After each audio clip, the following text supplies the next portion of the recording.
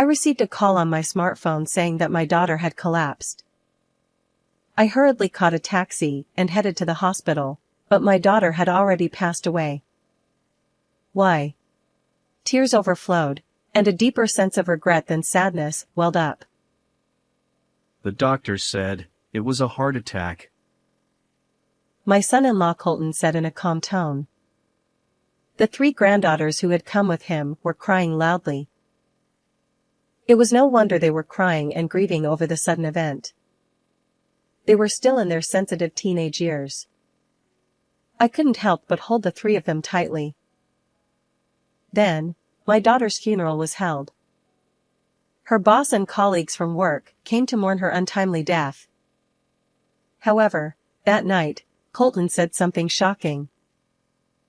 I'm going to remarry the president's daughter. The kids are a nuisance. You take care of them, old woman. Unbelievably, he boldly declared that he was abandoning his family. And true to his word, he disappeared after the funeral. When I tried to contact him, the phone wouldn't connect. What was he planning to do with the grandchildren left behind?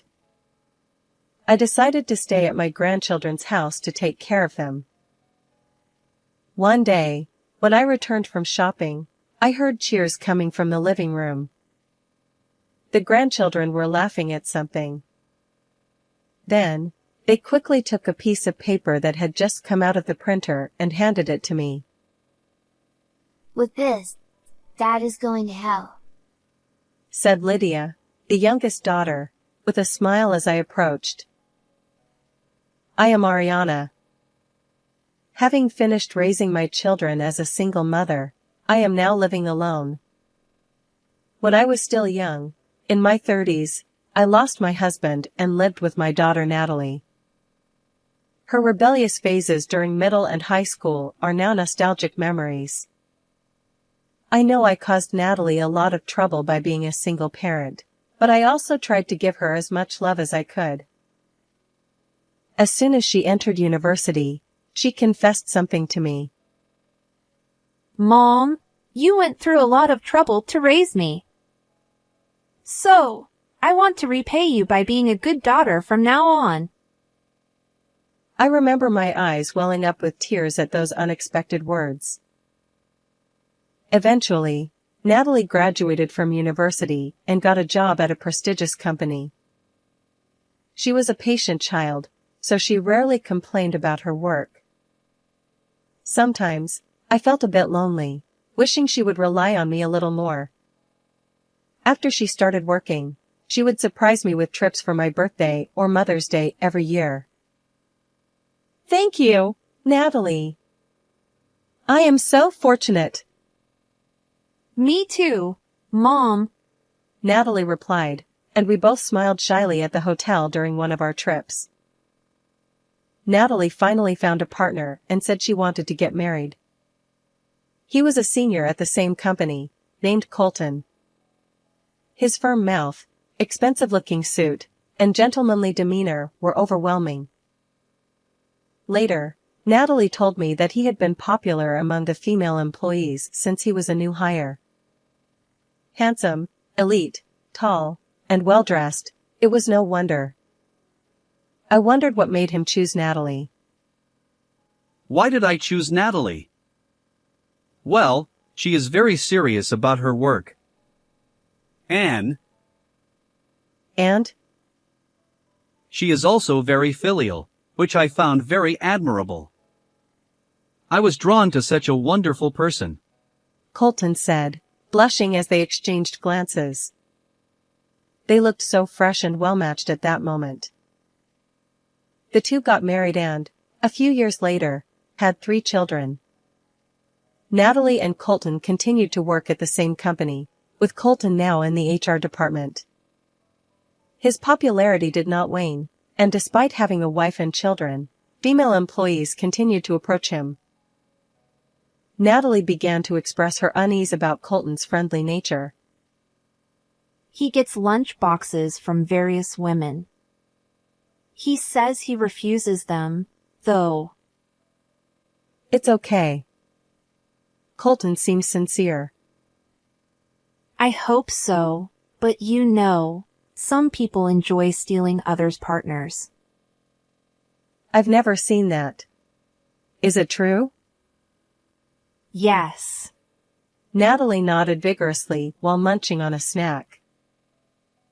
Since giving birth, I felt that Natalie had become stronger in many ways.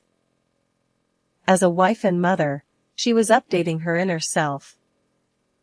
However, whenever she was troubled, I always tried to be there for her. As for the grandchildren, the eldest, Elena, and the twins, Lillian and Lydia, were all girls and very close. The three sisters grew up quickly, with Elena now in her 9th grade and Lillian and Lydia in the 5th grade. Despite the age difference, they all shared a love for mystery novels. Last Christmas, they asked for the complete works of Conan Doyle as a present. I wondered if it was something for elementary and junior high school students to read. But they all laughed and said, "We're mystery geeks." Their room is filled with mystery novels. I always see my grandchildren during the summer holidays when the three of them come to stay with me, and they are very attached to me. Grandma, let's go to the movies, said Elena. They're showing Agatha Christie, said Lillian. I want popcorn too, added Lydia. Even though it's only for a few days, seeing their beaming smiles makes me want to do anything for them. All right, let's go then, I said. Natalie had told me not to spoil them too much, but that was difficult. One summer day, during a heat wave, I received a call on my smartphone saying that Natalie had collapsed. What? Colton, is that true? My hands trembled, and my heart felt like it was being crushed. Colton, however, calmly informed me of the hospital where Natalie was, as if it were a routine matter. I hurriedly caught a taxi and headed to the hospital where Natalie and Colton were. By the time I arrived, Natalie had already passed away. Tears overflowed, and a deeper sense of regret than sadness welled up. Why? I called Natalie's name over and over. I wanted her to respond. But her tightly closed eyelids never opened again. The doctor said it was a heart attack, Colton said. The granddaughters who had come with him were crying loudly. It was no wonder they were crying and grieving over the sudden event. They were still in their sensitive teenage years. It was natural for them to feel insecure. I couldn't help but hold the three of them tightly. It's okay to cry, all of you. Let's say a proper goodbye to your mom. While hugging my granddaughters tightly in the hospital corridor, I looked at Colton. Why, Natalie, why? He turned his back to us, probably trying not to show his tears. It seemed he was crying alone. He wiped his eyes with the cuff of his expensive suit. But for some reason, the cuff didn't seem wet. Sniffling, he turned to face us. Strangely, his eyes looked as if he hadn't been crying at all, and there were no traces of tears on his cheeks. I'm sorry for losing my composure. I need to go back to the office and report this, he said calmly. What? Can't you do that over the phone? What about the kids? Ariana, please take the children home with you. I'm sorry, but please, he said and left. His calmness was eerie. Or maybe he was just pretending that nothing was wrong. After that, he left all the paperwork and administrative procedures to me, always giving some excuse like an important business meeting or an unavoidable client dinner. At the funeral, he was constantly looking at his smartphone, fidgeting. Oh, it's from a client. It seems one of our subordinates caused some trouble, and I need to handle it. Colton said. But there are many people from your company here too. I replied. Many people from Natalie and Colton's workplace, including their superiors and subordinates, attended the funeral. There were bosses shedding tears over Natalie's untimely death, female colleagues who had lunch with her, and junior employees. Everyone shared their memories of Natalie, saying she was a caring person. Her work was also outstanding, and she had come up with ideas that no one else could imitate, leading to successful projects. I had never heard Natalie talk about her work. Learning about this side of her now filled me with a sense of inadequacy. You are the chief mourner, so please give a proper greeting, I admonished him. Colton sighed in annoyance and muttered. I understand.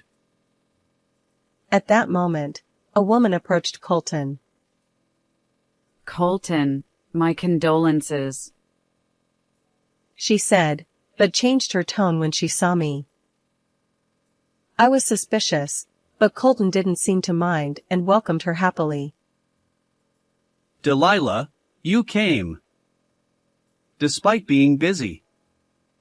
Oh, Ariana, this is Delilah. Colton suddenly became talkative and even revealed that she was the president's daughter. Watching the two of them, I noticed they seemed unusually close. It didn't seem like they were old acquaintances or childhood friends. Despite being at a funeral, Delilah clung to Colton and wouldn't let go, as if to say, his side is my place. My intuition, which I didn't want to rely on, told me something was wrong. That night, after the grandchildren had gone to bed, I confronted Colton about her. Her? Oh, Delilah. Well, she's like my girlfriend, he said irritably. I couldn't believe my ears. Girlfriend. After getting married, I realized. Natalie is plain, not interesting, and not glamorous, He said. I stared at him, wondering what he was talking about. Even though we have money, she kept saving for the kids. He spat out in disgust. I was fed up with the poor lifestyle. Savings are necessary. You need money for the 3 kids' education. Natalie told me that too. That's why I said I wanted a divorce. Many times. Many times. But Natalie refused, saying it wouldn't be good for the kids. At least until they become adults, He said. For Natalie, who was raised by a single parent, she probably didn't want her daughters to go through the same experience. She always prioritized the kids and put me last. It's really annoying how serious she is, Colton said. I struggled to understand. Are there families that don't prioritize their children? Despite being an adult, he seemed to only think about himself. Colton, looking irritated, glanced at his smartphone and continued. So, I started seeing Delilah to blow off steam, and I strongly felt that it would be better if Natalie wasn't around. I was speechless, unable to say anything, while he calmly said, Well, it's just as well. I'm going to remarry the president's daughter. The kids are a nuisance. You take care of them, old woman. He declared boldly, abandoning his family. Before I could say anything, he quickly disappeared. Although he attended the funeral as the chief mourner, he left the house as soon as it was over, causing the grandchildren to panic. When I tried to contact him, he didn't answer the phone. It seems he even took paid leave from work and hasn't been going to the office. Natalie never consulted me about the divorce. It was a matter between the couple, so it wasn't my place to intervene, but I still feel regret, thinking I might have been able to offer some advice. No, now is not the time to be sentimental, I said, slapping my cheeks with both hands and packing for a few days. I headed to the house where the grandchildren were and decided to stay there for a while. When they saw my face, they were relieved and started crying, causing a commotion. They must have been very anxious with their father gone too. It's okay now, I'm here, I said, hugging the three of them tightly to calm them down before preparing dinner and doing the laundry. When I glanced at the calendar, I saw a date circled in red pen with the words "Summer Vacation Starts" written on it. It seems like it will start next week. Grandma, you came to our house this year, Lillian said, hugging my waist tightly. Her eyes were red from crying earlier. With an innocent expression, Lillian stared at me for a moment before pattering out of the living room. Elena and Lydia didn't say anything, but they seemed to be trying to cope with this reality. While spending time with them, I started sorting through Natalie's belongings. As I picked up each item, memories of Natalie flooded back. Why did my daughter, whom I raised with so much effort, have to leave so soon? God is unfair. Thinking of such thoughts, I picked up a diary. It had a combination lock, clearly different from the other items. Come to think of it, she mentioned something a few months ago, I recalled. Natalie had said, If anything happens to me, please look at the diary with the lock. She had also told me the combination, saying she would only share it with me. It was the sum of the birthdays of Natalie, Colton, Elena, Lillian, Lydia, and mine. The dial had 4 digits, with the left 2 digits being the month and the right 2 digits being the day. 2788. It's open. What could be written inside? A will, perhaps? Although I didn't really want to look, my curiosity got the better of me, and I slowly turned the pages. If you are reading this diary, it means I have already left this world. It began. I was startled by such words. Too much reading of novels. I composed myself and continued reading, only to find something unbelievable written inside. No way! This can't be true! The diary detailed the suspicions of Colton's infidelity and the process of gathering evidence. It also touched on the working conditions at her company. There were records showing unreported overtime and instances where she was denied permission to go to the hospital despite complaining of poor health. She had hidden the recording data of those times in another place. I found the recording data and decided to listen to it immediately. It contained a harsh voice berating Natalie when she asked to go to the hospital. I couldn't understand why she was treated so harshly. It seemed that Colton had ordered her transfer to this strict boss. Colton betrayed me and the children. He will pay for this, the diary concluded. Natalie had been preparing to demand compensation from Colton and his mistress with this evidence and to proceed with the divorce. I was surprised at how shrewd my daughter was. However, even though I found this, Natalie was no longer here. I threw away the diary and the recording data, thinking they were useless. The 3 sisters bravely continued going to school. I hoped they wouldn't overexert themselves. While doing everything I could, I watched over the 3 of them. A week passed, and the grandchildren started their summer vacation. In the garden, 2 potted sunflowers stood tall, almost ready to bloom. After the summer vacation began, they started spending a lot of time in Colton's room. For the grandchildren, he was still their father, and they couldn't let go of that recognition. Knowing what he had done, it pained me. Even while sorting through Natalie's belongings, I brought snacks to the grandchildren. I brought orange juice for all of you, I said. They were looking at the books and scrapbooks Colton had left behind, as if searching for treasures. Sometimes, they would use the family computer or tablet, trying this and that. I thought it might be for a summer vacation project and didn't pry too much. One day, when I returned from shopping, I heard cheers coming from the living room. The grandchildren were laughing at something. Oh my, what's going on, you three? You seem to be having fun, I said as I approached. Lydia noticed me and smiled. She quickly took a piece of paper that had just come out of the printer and handed it to me.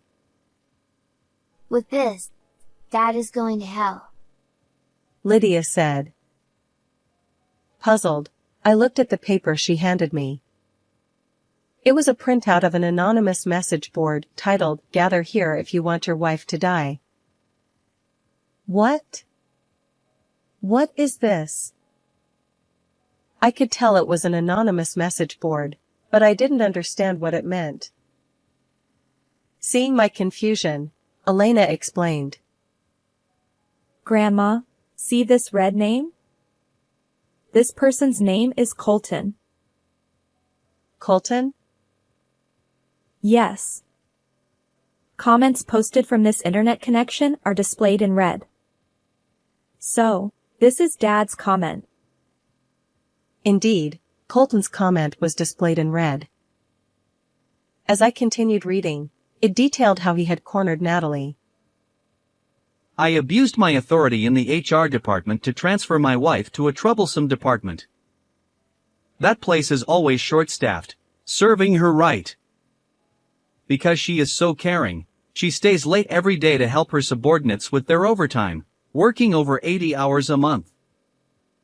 She'll collapse from overwork soon. What a terrible thing. I was shocked, but the comments continued.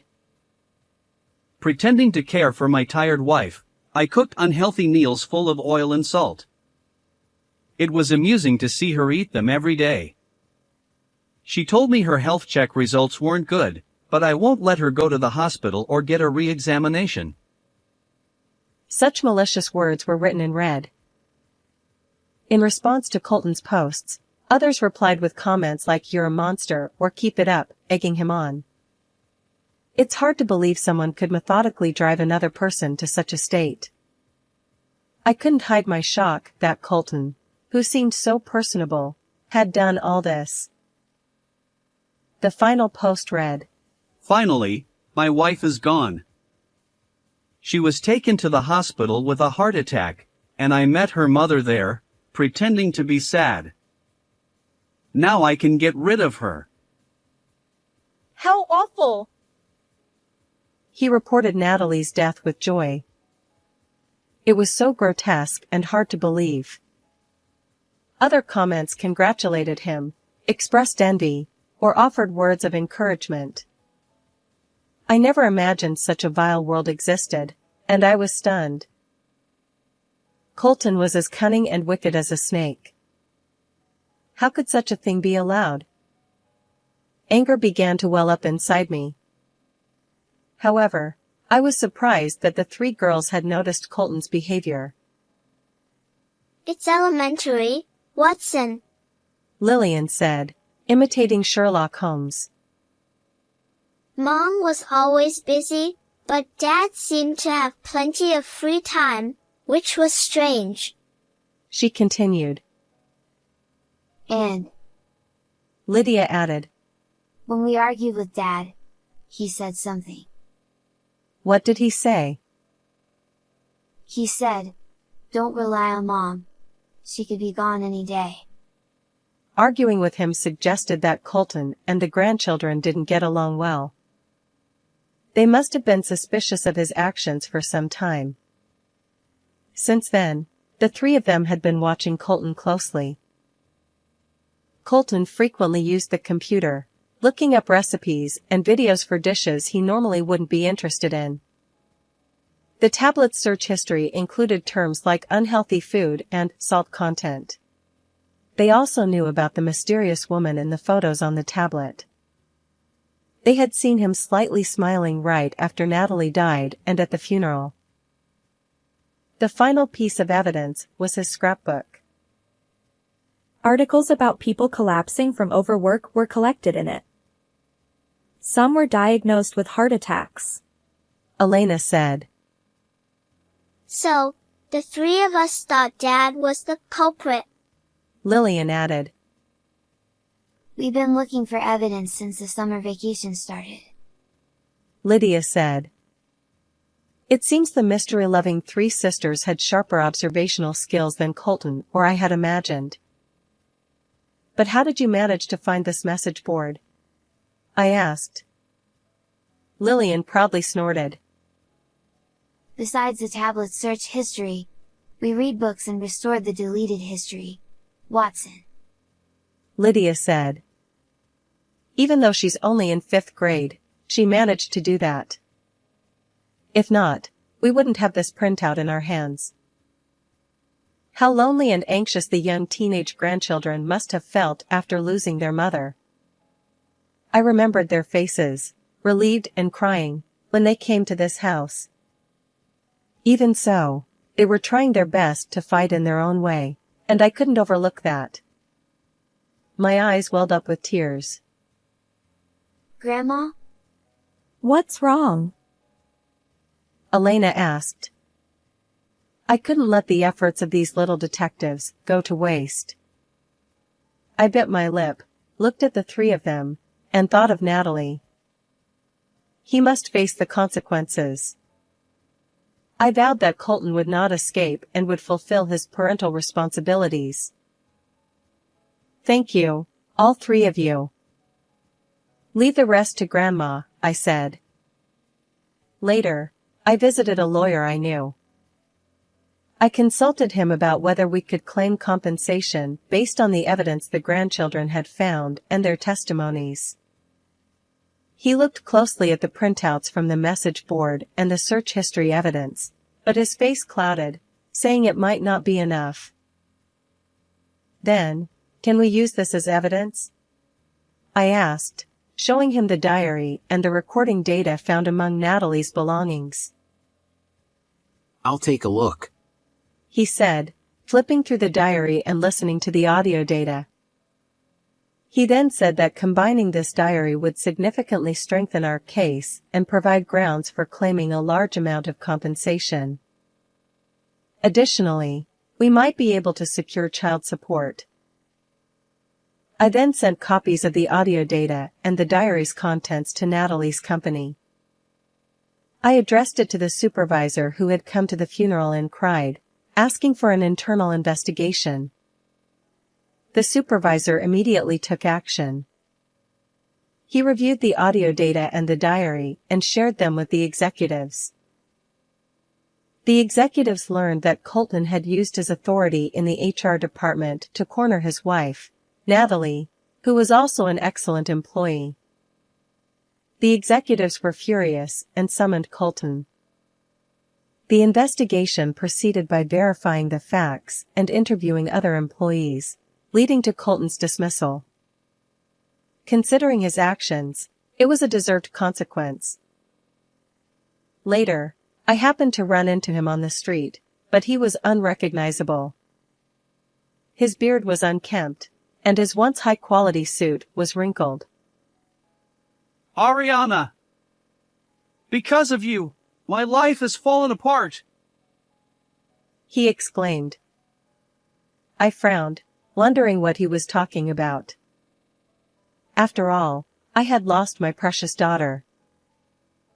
Upon hearing the details, it seemed that his mistress, Delilah, had dumped him shortly after he was forced to resign. Even someone like me, you'll stay with me, right? Colton had asked, to which Delilah coldly replied. I can't be with an unemployed old man. They had been living together, but that ended too, and now he was living alone in a shabby apartment. You've drained me of compensation and child support. It's been terrible. He complained, grumbling that his savings were nearly depleted due to keeping up with the president's daughter's spending habits. I felt more anger than sadness. I wanted to chase after him and slap his face. However, the fact that he didn't ask about the grandchildren showed that he no longer had any love for his family. Realizing that nothing would affect him, I gave up. It was much happier to focus on raising the 3 grandchildren than to hate him. After Colton resigned, several company executives visited our home. They came to apologize for Natalie. They regretted not being able to grasp her situation and driving her to death. They asked me to accept a large amount of compensation prepared by the company. I was surprised by the sudden offer, but decided to accept it. However, even with that, Natalie would not come back. There would be no more laughing together with her. I thought about this while watering the sunflowers in the garden. The large flowers were standing tall and blooming beautifully. Thanks to the compensation, child support, and Natalie's savings, I could raise the grandchildren without any inconvenience. Elena started going to cram school in preparation for her high school entrance exams. Lillian and Lydia began reading mystery novels and watching dramas, and they seemed to be enjoying their days. Still, sometimes I saw them looking as if they were searching for their mother, and it made my heart ache. Losing my daughter and the grandchildren losing their mother was equally sad. I wanted us to slowly heal from this sadness and loneliness and be able to laugh from the heart together. I hoped we could live like those sunflowers, standing tall and looking up. How did you like this story? Please don't forget to subscribe to the channel. See you in the next video.